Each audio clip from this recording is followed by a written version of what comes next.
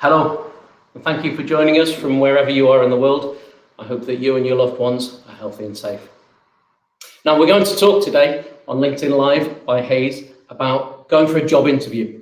And it's a long time since I've been the other side of the table. I've done about 10,000 interviews as a recruiter in my life, but I've not been to an interview as a candidate in a long time. So preparing this event, I called my twin sister and said to her, how do you feel when you're told you've got a job interview? And she said somewhere between mildly anxious and terrified. And if you search on social media for job interview, the phrase most closely associated with it is pray for me. It seems that a lot of us see job interviews as somewhere between a trip to the dentist and a turbulent flight, something that needs to be done, but we get a bit worried before it. So we're going to talk for how, and we'll have some time for your questions about how we can take control of that process, how you can look forward to your next interview. Because it's a great opportunity. It's an opportunity to meet new people. It's an opportunity to learn and also to talk about yourself, which who doesn't like talking about themselves? It's also an opportunity to get that dream job you're looking for. So the key to looking forward to your next interview is knowing that you'll do it well. So we're going to talk about how we can take control of that, how you can prepare well for your next interview. So very simple structure to what we're going to talk about. We're going to talk about what you do before your next job interview, what's going to happen during that interview, and then how to react afterwards. So please do share your comments and questions. My colleagues will be combining the questions so that we can talk about some of the issues that are interesting to you at the end of the session. So please leave your comments and questions on Facebook, LinkedIn, and YouTube, and we'll answer as many as we can during the session.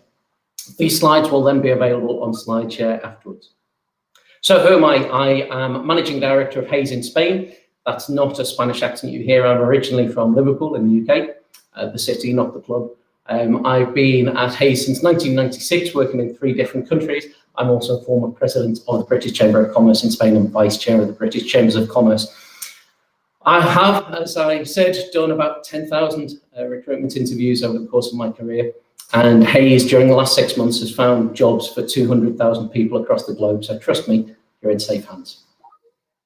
So how do you prepare for your interview? First of all, the boring bit, but the bit that will give you security that you know what you're talking about. Do your research, do your homework before you go to the interview. You can't just rock up and impress people with the power of your charisma. People are impressed if you know what you're talking about. So do some research about the industry where you're going to do the interview. Any recent developments, trends and changes. Look at the recent news articles about this sector.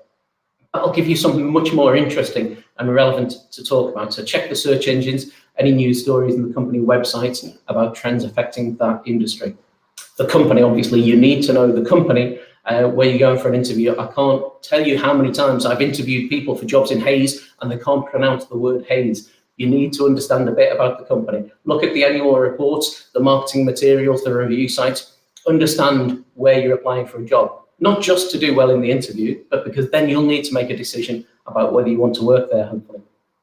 The interviewer, the person interviewing you, who might be the hiring manager, might be the person that you would report to, or might be someone else.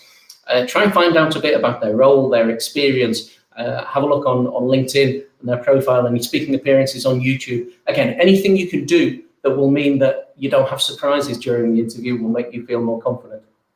And obviously speak to your recruiter at Hayes about the role and the job description that you're applying for so that you can prepare well in advance. So plan how you will introduce yourself. Things have changed in the past year or so. Obviously, we're not shaking hands as much, so you don't have to worry about the physical contact. But you know that the interviewer will be asking you to explain who you are, so that you can have prepared. Don't make it too robotic. It's still got to be authentic and genuine, but you can have a think about how you explain your story so far. So explain your background. The example we've used here is a business management graduate with a master's in digital marketing. Since leaving university, I've enjoyed, look at that word, enjoyed. Talk about active verbs, talk about positivity. Have enjoyed a 2-year marketing career within the sports industry. So that's the background. And then what's your sales point? What's different about you? I believe that my digital marketing skills are best showcased by an email marketing campaign I recently led, which increased our conversion rate by 10%. You're telling the company why they should want you on board. And then the personal bit, describe what you're looking for, why you would want to join this company. I'm looking for a more challenging role, for example, with fast-paced global organization. Shows that you've done your homework, where there's plenty of room for me to grow. That's why I was so pleased to be invited to interview for this role. You're obviously going to be asked to talk about your previous experience, your CV. So talk through it in chronological order, but honestly, the prehistory, no one's that interested. Anything more than a few years ago, don't spend too long talking about it. And the timing of your answers in an interview is really, really important. I did an interview last week where I asked the person to explain their previous background, and 30 minutes later they were still talking, and I hadn't had a chance to ask my second question. You can't give one-word answers, but neither can you go on for too long. So when you're talking about your experience, talk about it in order, but spend a lot more time on the more recent experiences. Keep your language simple. Don't use internal vocabulary that won't be understood outside of the companies you've worked.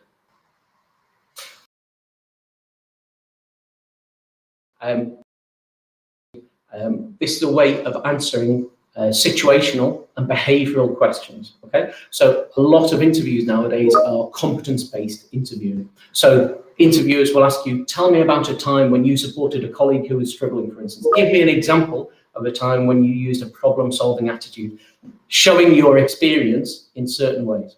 So you could have some examples prepared before you go into the interview. And what you should always do is use the STAR technique. So set the situation, describe what was happening, describe the environment, don't assume anything. Describe your task and your involvement. What was your role in the work environment? And then your action, what did you do about it?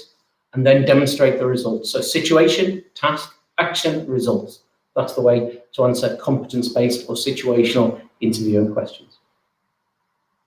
Planning your questions to ask the interviewer. This is so essential. If I have one piece of advice before you go to an interview, you must have questions ready.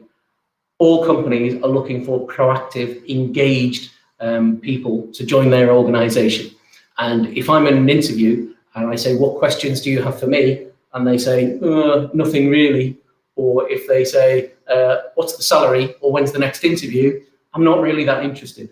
It's really important. Prepare this in advance, and I would encourage you to think about taking paper and pen into the interview so that you can note down anything interesting that you learn. Also, so you've got your questions in front, nothing wrong with good preparation.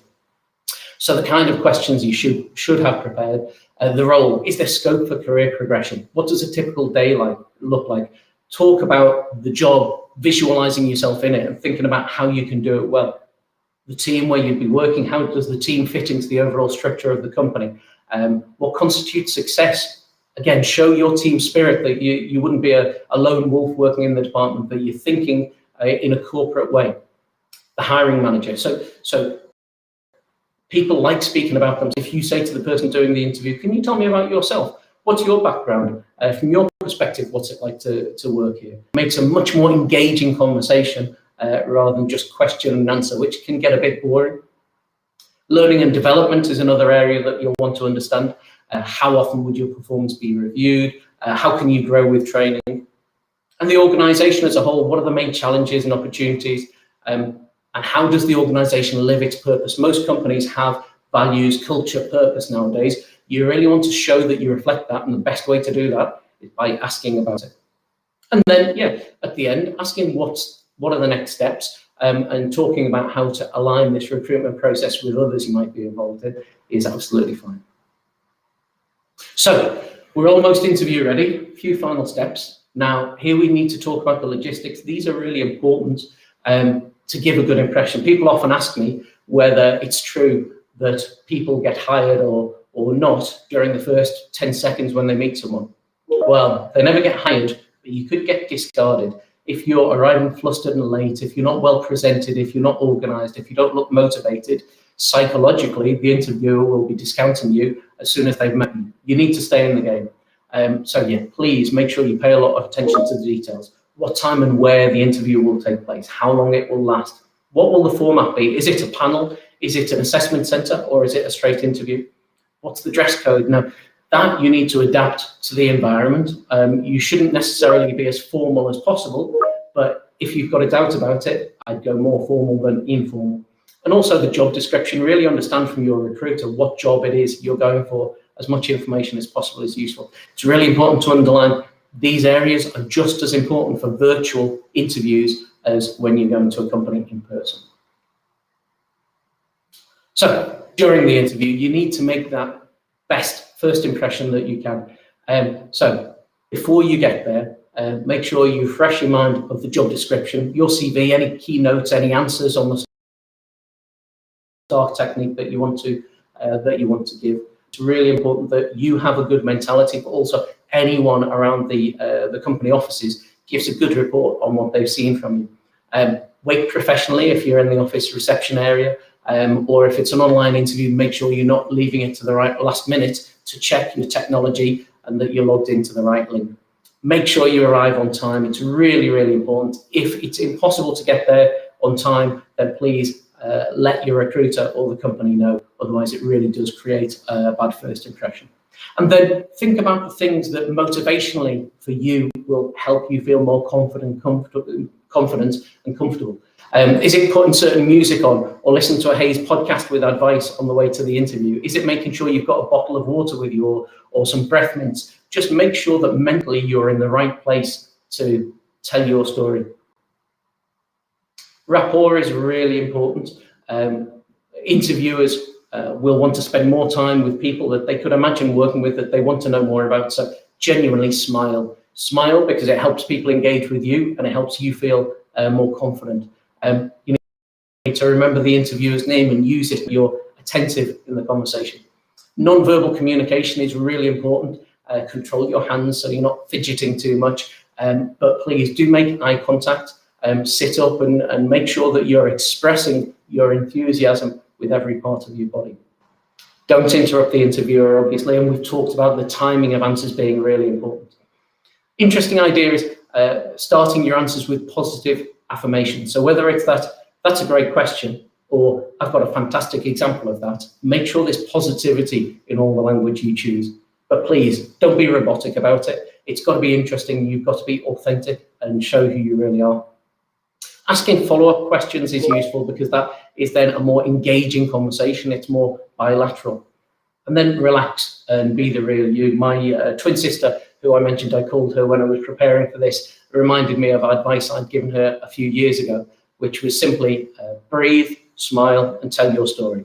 And I think that would sum up the attitude that you want to show in your interview. So you've smashed the interview, hopefully. Maybe not. They don't all go brilliantly. But let's talk about what you should do or not do afterwards. So what you should do, first of all, call Hayes, speak to your recruiter. It's really important. That recruiter will then be phoning the company for the company's feedback. So anything that you've missed, anything that you're unsure about, anything you want to clarify, or also your enthusiasm or motivation for the role, that can go straight back to the company immediately afterwards if you're engaged. And obviously then the recruiter can tell you how it went as soon as possible as well. I'm sure you'll want to know. Do follow up with an email to say thank you. It's really important. These small details of politeness still today are really, really valued. Interviewers are doing a lot of interviews, and when they see people with the right kind of values, it really lights up a light bulb in their heads. And then you should write your notes afterwards. Write a summary of your interview.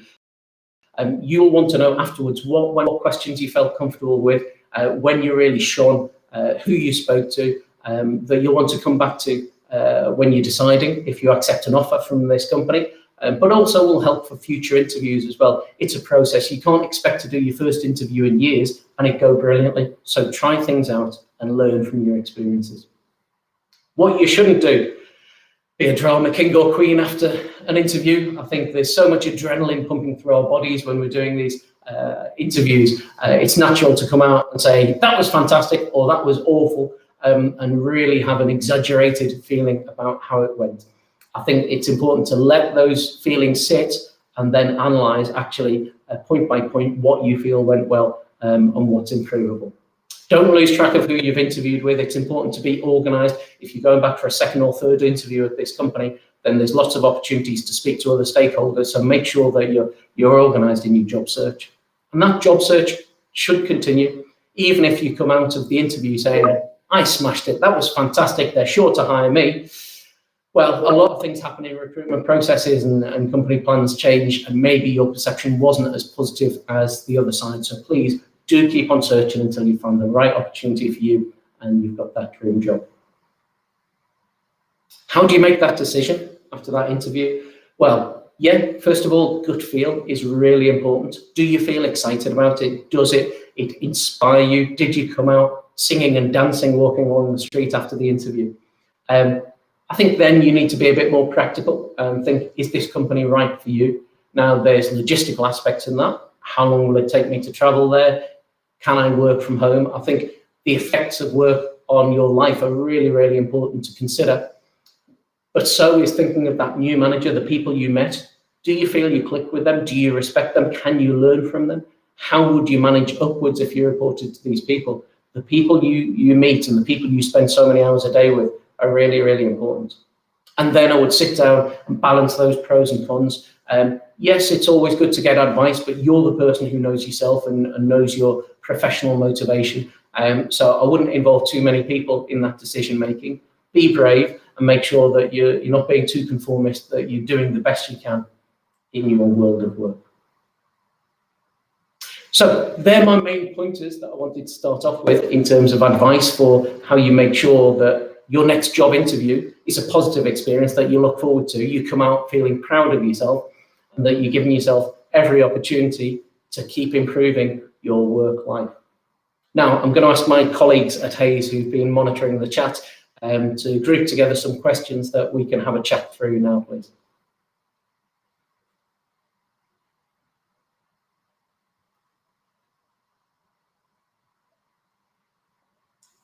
I think one of the areas for questions is always about whether there is different preparation to do when you're working from, when you're doing the interview at home virtually compared to going to the interview at an office. I think when you're at home, you shouldn't change too much.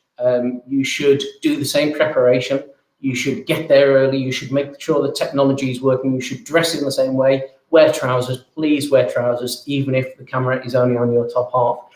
I wouldn't vary too much the preparation you do if it's a virtual interview. So one of the questions now that's come through from the chat, what are the questions I'm most likely to be asked during an interview? Well, I think there are two questions which you're almost guaranteed to get asked. One is listing through your experience. Tell me about yourself, tell me about your experience. So you can practice in advance the answers to that question in terms of talking through the companies you've worked at, the roles you've done, and the successes. One really important point, never, please, never talk negatively about a company where you're working or where you've worked in the past. I know there will be some areas of insatisfaction. That's why you're looking for a job, most probably. But if you're criticizing a company, then the next company is sitting there thinking, well, will this person be criticizing us in the future? So please don't talk negatively about your experiences. Put a positive spin on it and show that you're a positive kind of person who's proactive about their work life. The other question you'll be asked is, why do you want the job? Why are you motivated? Why are you here? It is amazing how many people don't know the answer to that question. So please have that answer ready, adapted to each company, not a standard rote answer that you're going to repeat to every company. Have a think about it. Why are you there? Why are you motivated? Why do you want the job? Because it's not just about why should they choose you, it's also why are you choosing them? Thank you. Let's see what other questions there are. How can I get time off for an interview? Oh, really interesting question. That's a logistical one that can sometimes be complicated. I think the rules here in terms of trying to get time off work for interviews, wherever possible, you don't lie. And I understand that you might not want to say interviews, so do everything possible, please, to work interviews around your work schedule, whether that sometimes might mean taking half a day's holiday, whether it's doing interviews late. And my advice here is speak honestly to the recruiter and to the company who's interviewing you about your availability. At the end of the day, they're human beings too. They understand your responsibilities and they'll respect you for being professional and wanting to do your current job well. So if you talk to your recruiter about your availability to work, to do interviews at certain times of the day, they'll do their very best to fit that in. So please just be honest and see how you can go to your interviews without escaping or making up excuses to your current employer.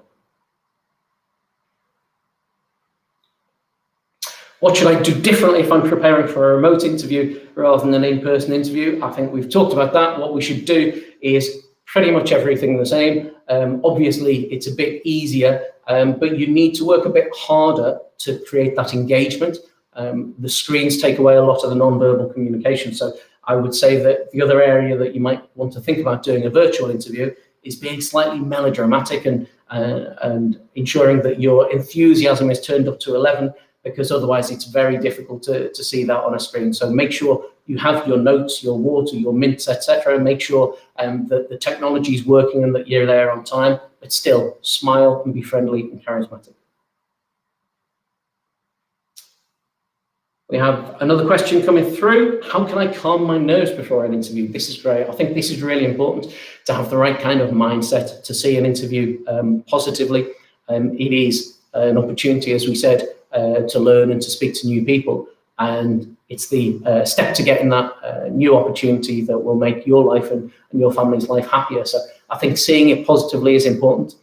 Not being rushed, making sure that you are prepared in time, that you're not arriving at an interview out of breath and feeling disorganized. I think it's important to feel in control of the situation. Doing your preparation will help, but also a bit of visualization, a bit of mindfulness, whatever you normally do to make yourself feel confident.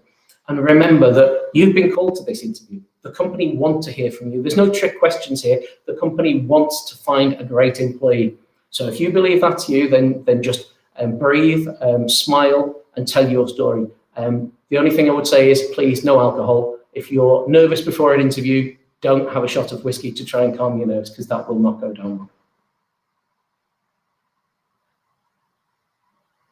How do I explain gaps on my CV in my job interview? I am very passionate about this answer. You explain them honestly. If a company would discriminate because there's a in your CV, you do not want to work there. And normally because of family responsibilities or because people have been trying to get work and haven't been able to. Both of those are very legitimate, important parts of our work story.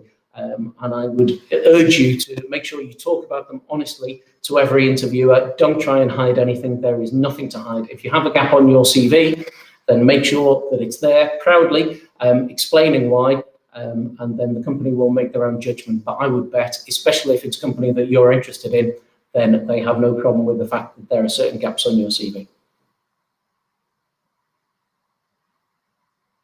Question 6. Do you have any tips on succeeding during a panel interview? Panel interviews can be really challenging because, again, they can make people feel intimidated. If there are lots of people on the other side, you feel slightly outnumbered, and it's more difficult maybe to get the rhythms of the conversation because each of the interviewers is waiting for their opportunity and they can pounce on you, whereas you're fielding all the questions at the same time. So obviously, stay calm and stay well organized. My main piece of advice for a panel interview is make sure you continually make contact and make eye contact with all of the panel wherever possible. If you can remember all of their names and respond personally, that's great as well. But it's important, I think there's an instinct sometimes to focus on who you perceive to be the most important person in the room or the person leading the discussion, and the others may mark you down for that. So make sure that in a panel interview, you're ready for the fact that it might feel more intensive because there's no room to breathe for you between the various questions, whereas your interviewers are full on with their questions. But just make sure that you're still making that connection and engaging with all the people in the room or the virtual room. Question 7 is, what should I do if my mind goes blank during the interview? Yeah, I think I've got an answer to that. If your mind goes blank, you've got to recognize it. You've got to be honest. And I do not think that there is any human being who hasn't had that experience. So if you are trying to tell an answer, then obviously, ideally, make sure it's structured. If you've got an answer written down or some notes, that will help as well. If you have a pen and piece of paper in the room, then that will help you organize your answers. But sometimes it will just happen. Sometimes you will have a blank. The important thing is it doesn't throw you off too much for the future. If you have to say to an interviewer, I'm sorry, I lost my thread there. What was I saying? And if they can remind you, great. If not, you start off another path.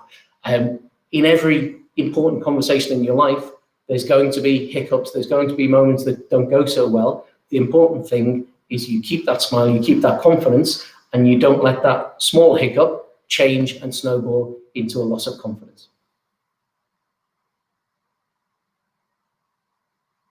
What should I do if my interview goes badly? Honest answer, learn from it. That's okay. We're going to have bad days. We're going to have bad conversations. And I'm sure it'll be particularly painful if you have a bad interview for a job that you really wanted. Sometimes that's more probable because you are more nervous for the jobs that you really want.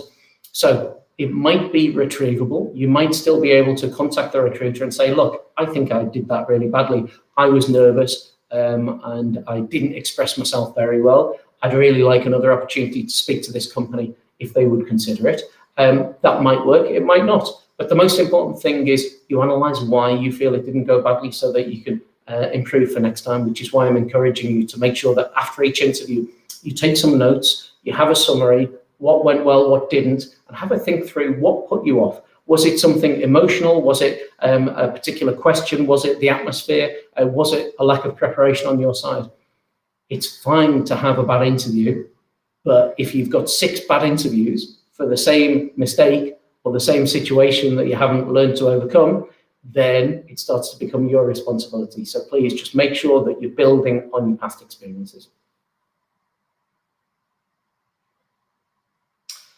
Question, lots of great questions. Thank you everyone who's participated in the chat and the questions. How should I answer more difficult questions such as salary expectations? First of all, be prepared. Honestly, as a recruiter, I know who is making up their salary expectations at the time and who is giving me a confident answer that is well prepared based on the past. If I'm in an interview and I say, what are your salary expectations? And the person says, kind of looking up to the ceiling and mumbling, then I don't really trust the information they're giving me. It really helps if you're working through a recruiter, because obviously a company like Hays will help you structure that conversation. You can say honestly to Hays, who work as your kind of representative, this is what I'm earning, this is what I would like to earn for a move, this is what I feel I'm worth in the market, and you can get feedback from Hays in terms of whether that's feasible or not. If you're going straight to a company, it's slightly more challenging, but prepare it in advance and be honest. If you are looking for an increase in salary, that's fine. Don't try and negotiate by hiding information. Tell a company how much you're earning at the moment. Tell them if that suits your needs or you feel is appropriate, and then talk to them about what you're looking for in terms of a move. But honestly, if you aren't transparent, then a company can't help you. And it would be very frustrating for you to get all the way through a process, get a job offer, and it's not meeting your needs. So as early as possible, you're as honest as possible, and admitting the fact that if you're moving jobs, normally you want an increase in salary for that. That's absolutely fine. But be specific about your needs, otherwise the company won't be able to make a decision about whether they feel you're worth that or not.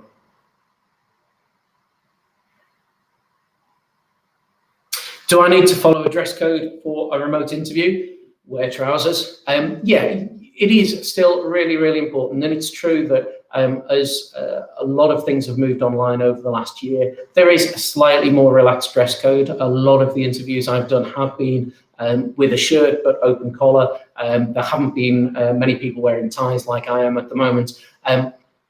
Everything's fine as long as you show motivation and you show that you understand the company culture.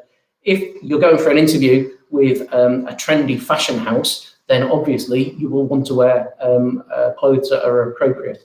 If you are going for a professional services job, then you might want to wear a shirt and tie.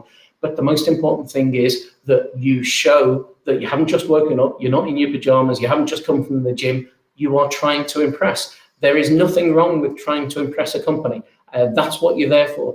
And turning up at an interview, transmitting signals that you're not that bothered about getting the job is the best way to make sure that you aren't chosen. Question 11, we're still going, this is great. What should I do if I'm asked whether I'm interviewing for other companies? I think you can probably guess my answer on that by now, because we've talked about the importance of values and being transparent. And yes, you can and should tell them that you are interviewing with other companies. You should tell them the timelines. Where there is no obligation is to obviously talk confidentially about exactly who the other companies are. That's absolutely fine. If you feel more comfortable saying, yes, I'm in one other interview or 3 other interviews, I'm at final stage, I'm waiting for an offer, And if you're comfortable talking about what the sector is or what the job role is, that gives an indication of how committed you are to the role that you're interviewing for. All of that is fine. You don't have to say exactly what the companies are, especially if you feel that breaks any confidentiality. But most people who are looking for a job will want to go to 2, 3, 4 interviews before they know that they've found the right place. So it's absolutely fine to tell your recruiter and the company that you're doing various interviews, because that will also help ideally align the timings so that if you get 3 offers from companies, then it's at the same time you can choose between them rather than feeling you have to make a decision without all the information. So be honest without breaking any confidentiality. Okay, final question. What shall I do if I've been invited back for a second interview? Firstly, party, have a little dance, celebrate, tell people so that you can be proud of yourself. That is a really important achievement, because that shows that you have prepared well, you've been authentic, you've told your story, and the company think you have something to offer. So that's really important that you put that achievement in your backpack as something that will give you pride and also confidence for the future. But then you need to do your practical stuff. You need to make sure that you're getting your notes out, that you've recorded who you had the interview with, what kind of interview it was, what went well, everything you learned about it. Speak to your recruiter again to prepare the second interview. And then we go back to all the advice we've just talked about. Second and third interviews are potentially even more important that you get the details right, because you're being analysed, compared with real quality candidates. So yes, feel that sense of pride, celebrate the fact that you've been called back to the second interview, ask about the second interview, what's the format, who's it with, do your preparation again, and make sure you knock the second one out of the park as well. So that was the final question. Next steps, well, we've got a lot of information at Hays to help you do these interviews. We know that it's sometimes stressful, it's sometimes difficult, and we're there to help you through it. We want you to get a job. We're on your side. So if you want to visit contenthub.hays.com/interview guide, there's information you can download there. Enter your details, click download guide, and the full interview guide will be downloaded to your desktop or mobile. I'd like to thank you very much for joining us today, for all your questions and the engagement. Best of luck if you are looking for a new job. I really hope that we can help you do that, and I hope these piece of advice have been useful. I wish you health as well. I hope that all your families are okay moving forward. Please just remember, if you go into an interview, breathe, smile, and tell your story. Best of luck.